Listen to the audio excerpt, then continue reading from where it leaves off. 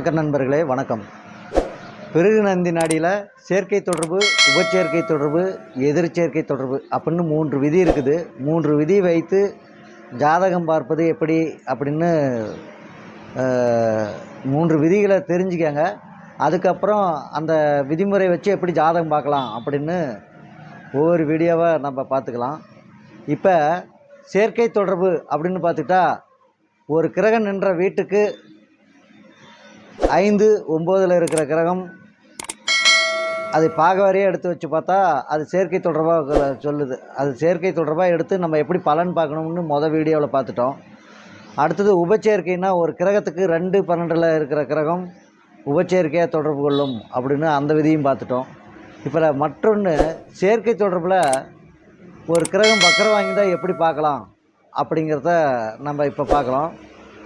அது ஒரு கிரகம் சுமாராக அங்கே பாருங்கள். இப்போ குருன்னா ஒரு ஜாதகர், ஆண் ஜாதகர், ஆணாக இருந்தால் ஆண் ஜாதகர். குருன்னா குருங்கிற காரத்துவத்தை பற்றி பார்க்கணும்னா இங்கே பாருங்கள், மிதுனத்தில் குரு வக்கரம் வாங்கியிருக்குது. ஒரு கிரகம் முதல்ல ஒரு கிரகம் நின்ற வீட்டுக்கு 5, 9 கிரகத்தை எடுத்து வச்சு ஒரே வீட்டில் வச்சு பார்க்கலாம் அப்படின்னு நம்ம போட்டோம். இப்போ ஒரு கிரகம் நின்ற வீட்டுக்கு 4, 8, 12 இருக்கிற கிரகம் எப்படி தொடர்பு கொள்ளும்னா, ஒரு கிரகம் இந்த குரு அப்படின்னு எடுத்துக்கிட்டால், இந்த குரு சேர்க்கை தொடர்பு எடுக்கலாம். இந்த குரு வக்கரம் வாங்கினதுனால இது நேராக கடகத்தை நோக்கி போகாமல் ரிஷபத்தை நோக்கி போகுது. அங்கே ரிஷபத்தில் சனி ராகு இருக்குது. அப்போ இந்த குருவை பொறுத்த வரைக்கும் ரிஷபங்கிறது 12வது வீடு. சரி, இந்த 12வது வீட்டில் ஏதாவது கிரகம் இருக்குதான்னு பார்த்துக்கிட்டா அதில் சனி ராகு இருக்குது. அந்த வீட்டுக்கு திரிகோண வீடு, அதிலேருந்து 5வது வீடு பாருங்கள், கன்னி.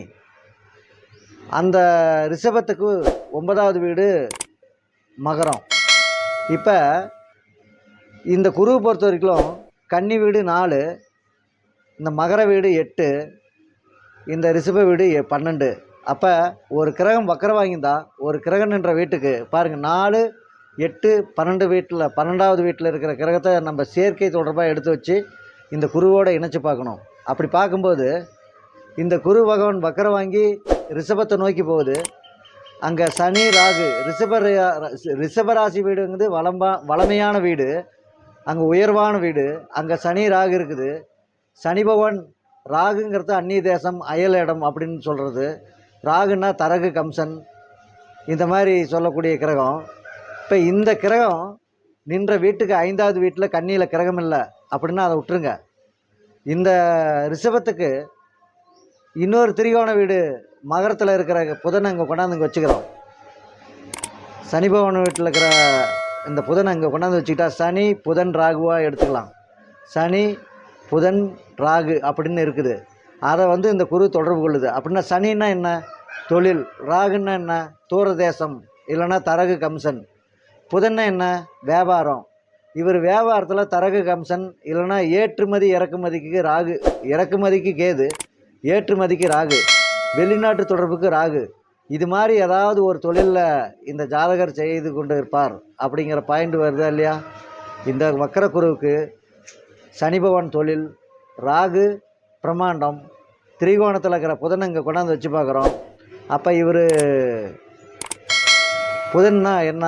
வியாபார ரீதியாக தரகு கம்சன், வெளிநாடு வெளிமாநிலம் அல்லது தரகு கம்சன் ரீதியாக ஜாதகர் உயர்வாக படைக்கிறார் அப்படின்னு பாயிண்ட் சொல்லலாம். ஏன்னா குரு வக்கரம் வாங்கினதுனால பின் வீட்டில் இருக்கிற கிரகத்தை எடுத்து வச்சு பார்க்கணும். அப்போ இங்கே 4, 8, 12 வருதா? அதே குரு வக்கரம் இல்லைன்னா 1, 5, 9ன்னு எடுப்போம்.